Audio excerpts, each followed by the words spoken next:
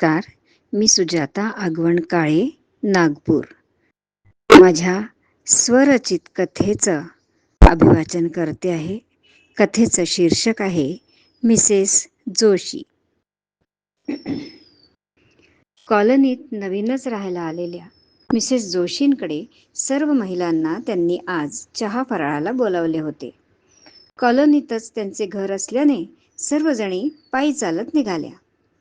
चालता चालता मिसेस जोशींबद्दल गॉसिपिंगला मात्र उधाण आलं होतं.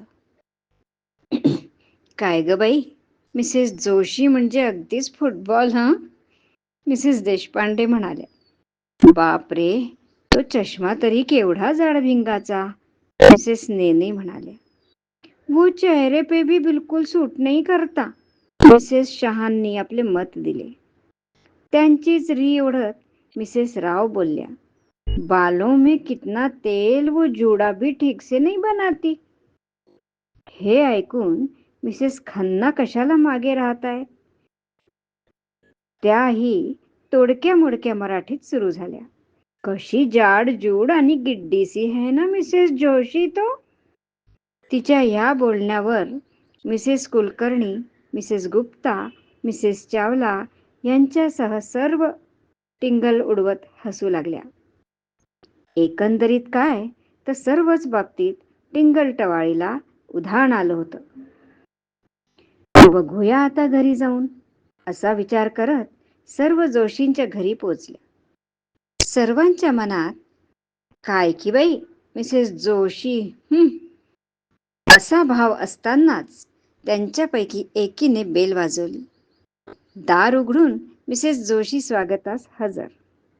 नीटनेटक्यात तयार झालेल्या चेहऱ्यावर स्मित हास्य घेऊन त्यांनी मनापासून सर्वांना वेलकम केलं. त्यांना हॉलमध्ये बसवून त्या पाणी आणायला गेल्या आणि सर्वांना आश्चर्याचा धक्का बसला. सुंदर नेटकी सजवलेली बैठकीची खोली, छान छान शो पीसेसने शोकेस सजली होती, तर वॉल हँगिंगने आणि पेंटिंगने भिंत सजवली होती.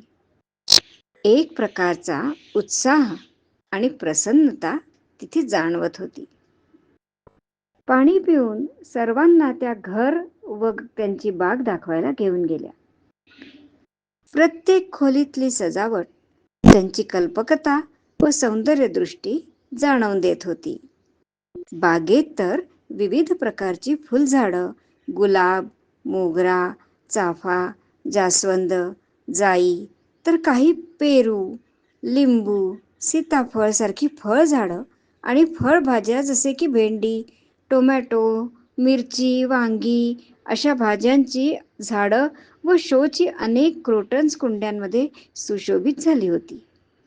बापरे, या बागेची निगा कोण राखतं?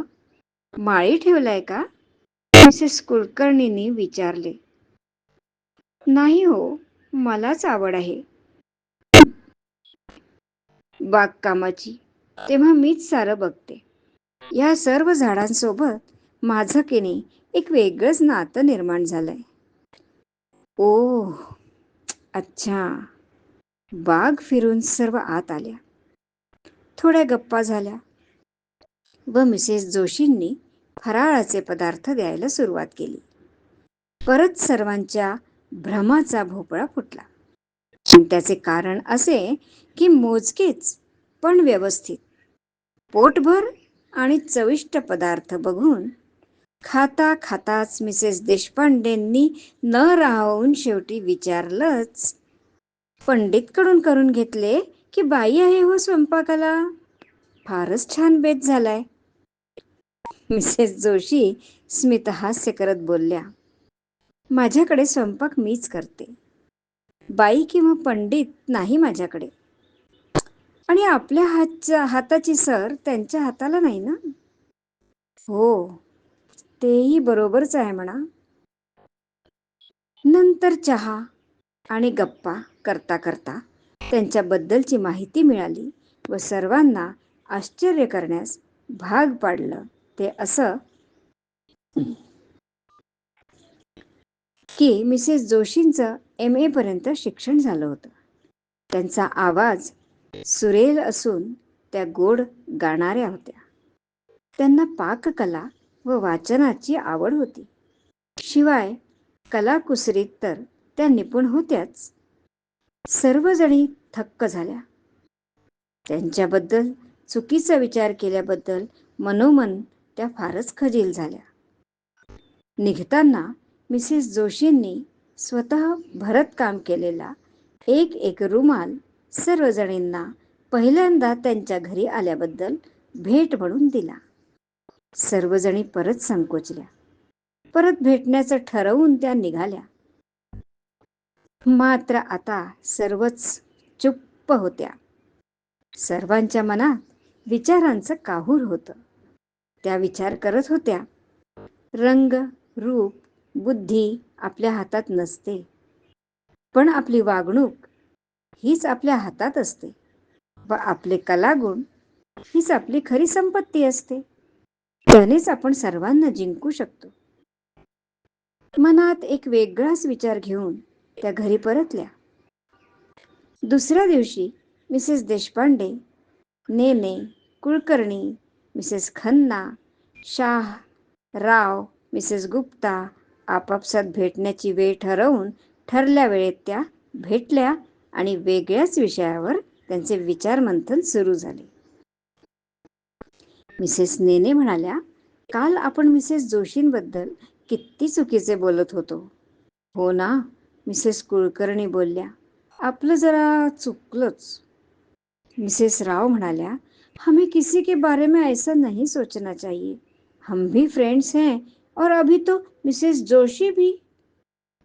मिसेस देशपांडे म्हणाल्या, माझ्याकडे एक आयडिया आहे. काय हो मिसेस देशपांडे, कुठली आयडिया? हाँ हाँ, बताए तो जरा, हम भी सुने. मी काय म्हणते, मिसेस जोशी खूप हुशार आहेत. त्यांच्याकडे बऱ्याच कला आहेत. तेव्हा आपण त्यांच्याशी बोलूया आणि जे त्यांना येतं ते आपण त्यांच्याकडून शिकूया. ओह, ग्रेट. चला तर मिसेस जोशींना आपण फोन लावूया. Hello, Mrs Joshi. हो, बोलते. बोला मिसेस नेने. मिसेस जोशींचा मंजूळ आवाज. कसा काय फोन केला? मिसेस नेनेंनी त्यांची आयडिया मिसेस जोशींना सांगितली आणि त्या सहर्ष तयार झाल्या. पण त्यांनी एक अट ठेवली. बघा मिसेस नेने, सर्वांमध्येच काही ना काही कलागुण असतात. तेव्हा तुम्हालाही जे काही वेगळं येतं ते तुम्ही पण मला शिकवाल किंवा तुम्हाला ते शिकवावंच लागेल. ओह, एवढंच ना, नक्की शिकवू. चला तर मग, शुभस्य शीघ्रम. उद्यापासूनच सुरू करूया. सर्वांच्या सोयीने दुपारी 2 ते 4 ही वेळ ठरली. मग त्या सर्व मिसेस जोशींकडे रोजच जमू लागल्या. नवनवीन उपक्रमाअंतर्गत काही बाही शिकू व शिकवू लागल्या. ड्रॉइंग, पेंटिंग, गाणी, भजन, निरनिराळ्या पाककृती आणि हो, त्या बरोबरच वेगवेगळ्या पुस्तकांचे सामूहिक वाचन आणि असेच बरेच काही. आता त्या सर्व खास मैत्रिणी झाल्या. हळूहळू त्यांनी एकमेकींकडून सर्व शिकून त्याला छोट्याशा व्यवसायाचं रूप दिलं. त्यांनी तयार केलेल्या वस्तूंचे त्या प्रदर्शन भरवू लागल्या आणि एक दिवस सखी कला प्रशिक्षण या नावाने जाहिरातीचा बोर्ड कॉलनी बाहेर लागला. त्यांना चांगला प्रतिसाद मिळू लागला. जवळपासची मुले, स्त्रिया आपल्या आवडीप्रमाणे त्यांच्याकडे शिकायला येऊ लागल्या. अर्थार्जनासोबत त्यांचा वेळही सार्थकी लागला. कधीतरी मात्र त्यांच्या मनात विचार येऊन जाई, आपण त्या दिवशी मिसेस जोशींकडे येत असताना त्यांची किती टिंगल करत होतो, पण मिसेस जोशींना भेटल्याने आपले विचार खरंच किती बदलले. खरंच कुणाही बद्दल त्याला न भेटता, न त्याच्याशी बोलता मत बनवून घेऊ नये.